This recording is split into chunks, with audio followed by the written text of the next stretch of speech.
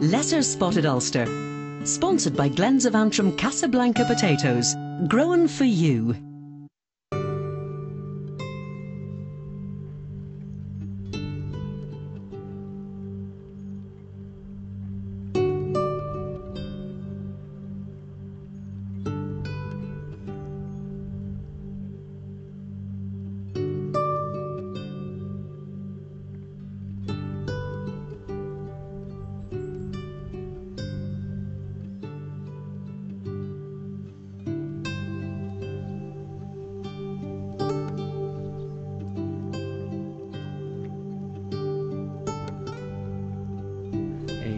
Brought a tiger in that door, and all the customers left by that door. Surprised. Did he just walk in unannounced with a tiger? He said he was bringing it in, but nobody believed him. Nobody believed him. Yeah. But I can't get over the size of some of those ones as well. They're look at that. Look at that there. Now, where's that destined to go now? Is that It'll probably end up in Spain. On to the current project. Yeah. The last time they attempted to do this, it didn't turn out too well. Didn't go too well. This is the Titanic. This is the Titanic, yeah. You know what that reminds me of, for some reason? You know the gladiators go down underneath the arena to come up? Oh, right, so, right. And they fight the lions, or in this case the cows. There you are. Isn't this like? It's just So that's literally a big ring, isn't it? That's the centre workings over now. The place names that we have in this country very often tell something of the story of why people came to settle there in the first instance. The original name of the place that I'm in today does perhaps convey something of the tranquil beauty and peaceful charm that would have drawn its saintly founder here in ancient times. But it does little to evoke the centuries of bustling trade and industry on which a community survived and thrived and prospered. For all that activity, though, they've left their mark on the landscape with only the lightest of touches. So perhaps the original name is still entirely appropriate. Welcome to Kirkcudbright, on the eastern shore of Strangford Lough, in the Ards Peninsula in County Down.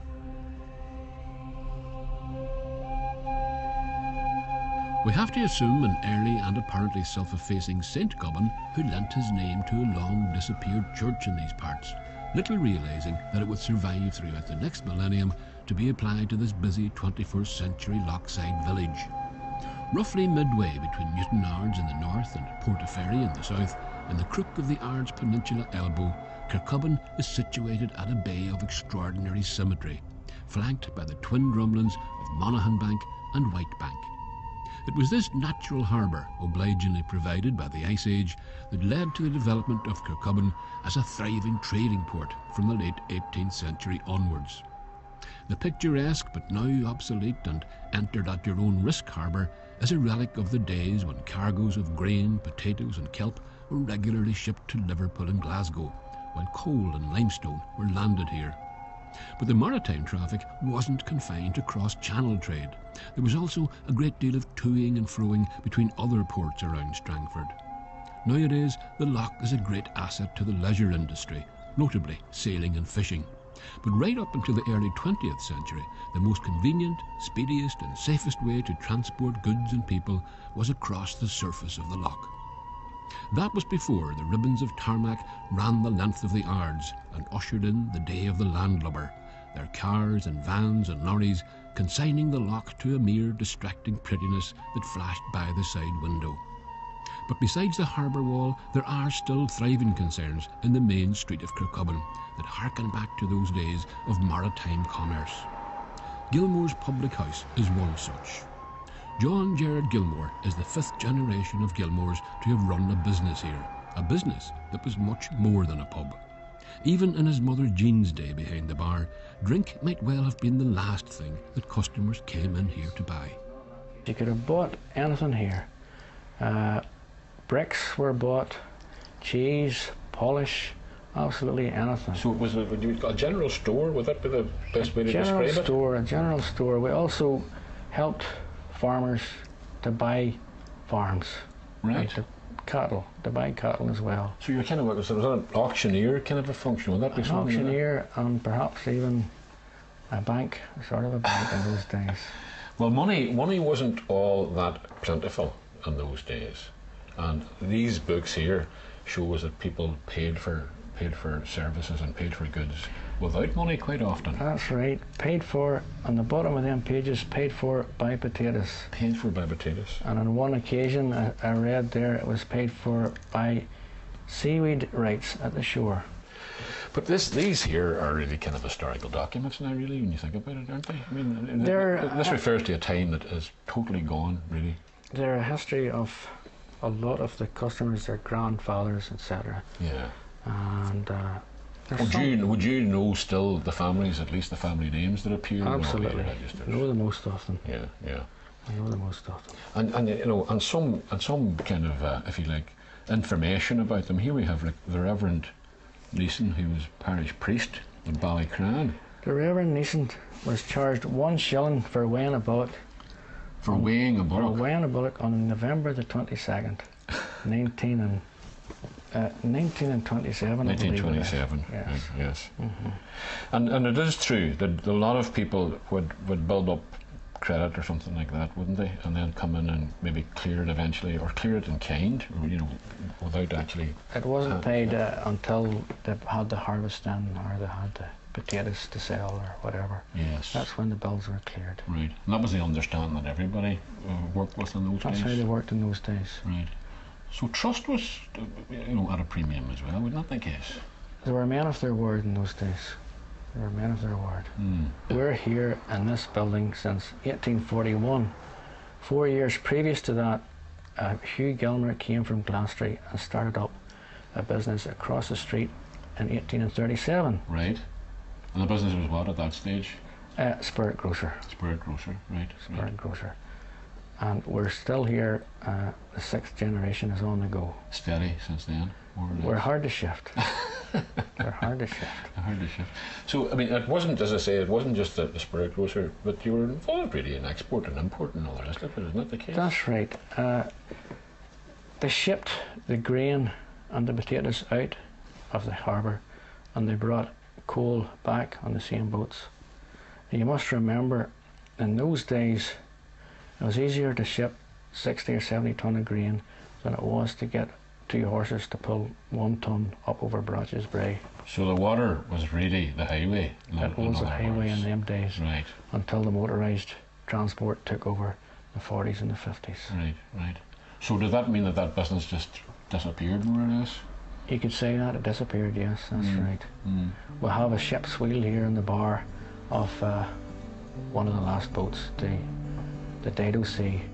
The Dido Sea made her last voyage sometime in the late 1930s, and that really marked the end of that whole era of maritime trade on which much of Kirkcudbright was founded. But the Gilmore family business is still diversified, and John Gerard also farms cattle a little further inland, just as his father did before him. And if you wonder what the connection might be between cattle breeding and running a bar, well, you have to have somewhere you can bring your pedigree bull for a night out. As I say, with a farm, I had a pedigree bull in here. Would have reared them for Perth bull sales. Yes. And you had to get them nice and tame. Yeah. And we had. You don't mean literally in the bar. In the bar. A pedigree bull. And turned them round and let them back out again. Well, is this just to get them used to the idea of? Just to show that I could do it. and was he? And did he behave himself? He behaved himself. Like a proverbial bull in a china shop, in other words. The proverbial bull in Gilmer's bar. Right, and you got him to turn around. And that's right. Right. We've also had a tiger in the bar. A tiger. A tiger. A real tiger. A real tiger. A fella not too far away had strange animals about him. He brought a tiger in that door, and all the customers left by that door. Surprised. Did he just walk in unannounced with a tiger? He said he was bringing it in, but nobody believed him. Nobody believed him. Right. And this is a full-grown. He was tiger. a half-grown tiger. Right. And they were down inspecting the place for fire authorities, for the half-hour fire board protection on the ceiling. Yeah. And I can tell you now, it takes a lot less than half an hour to empty this bar. Just bring a tiger in the front door. Just bring a tiger in. My cue to exit before any of John Gerard's more exotic customers arrive at the watering hole.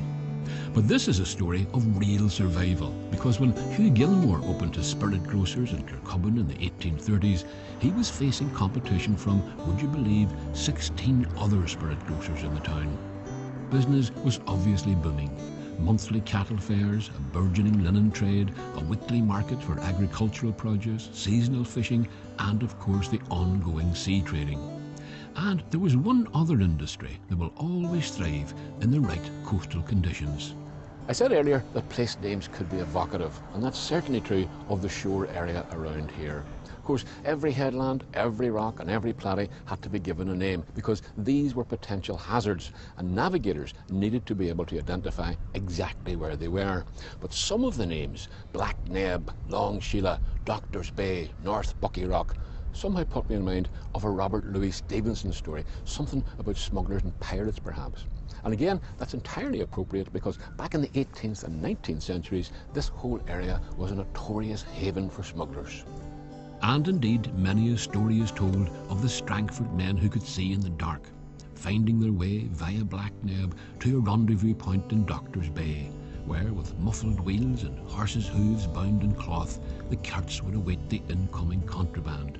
The roads inland having been cleared earlier by the strategic placing of a coffin at dusk, or patrolled by a lumbering giant in a long coat, usually one man on another's shoulders.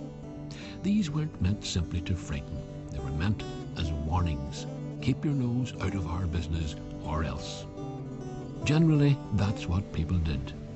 But when we come back, I'll be sticking my nose into some very old coffin lids indeed.